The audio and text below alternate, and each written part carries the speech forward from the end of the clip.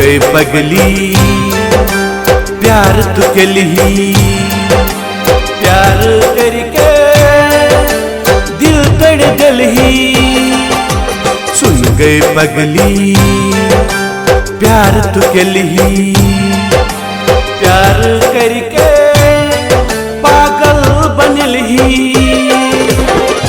तू छल ही गए हमर जान, तू ही छल ही परान गए। सुन गए पगली प्यार तू के लिए, प्यार करके दिल तड़ गल ही।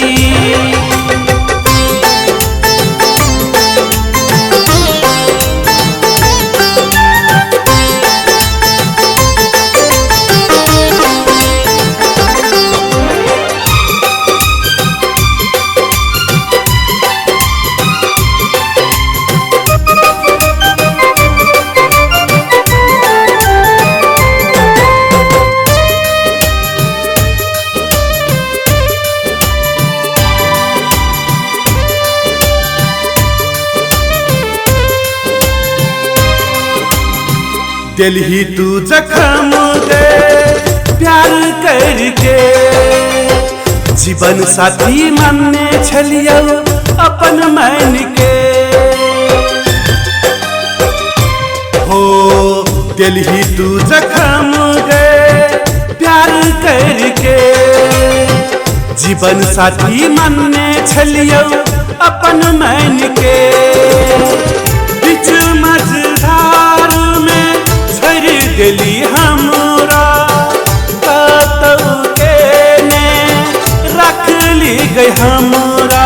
तोहर बिना हो तोहर बिना, तोहर बिना हम नहीं जीवो नहीं जिया सकबा।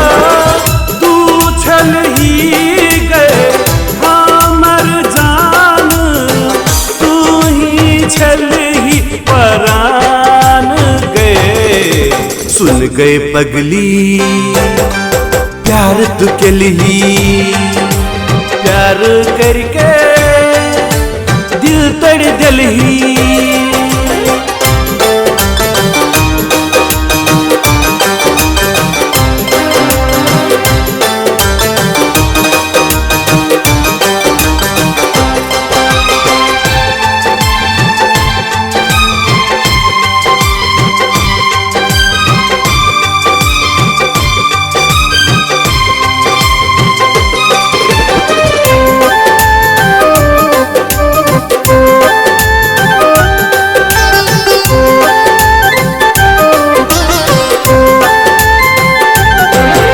खेल ही तू कसम गई साथ में रही के, सीध अपन सजली गई दोसर के हाथे।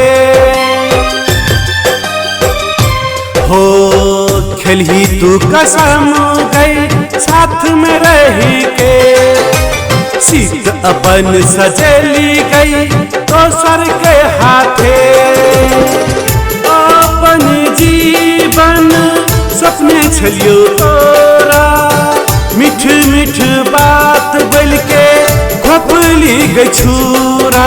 सुन गए पगली हो सुन गए पगली, सुन गए पगली प्यार करके दिल किया तोरली।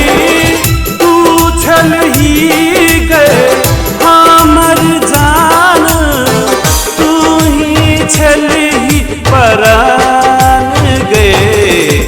सुन गए पगली प्यार तू के लिए, प्यार करके दिल तड़ गल ही।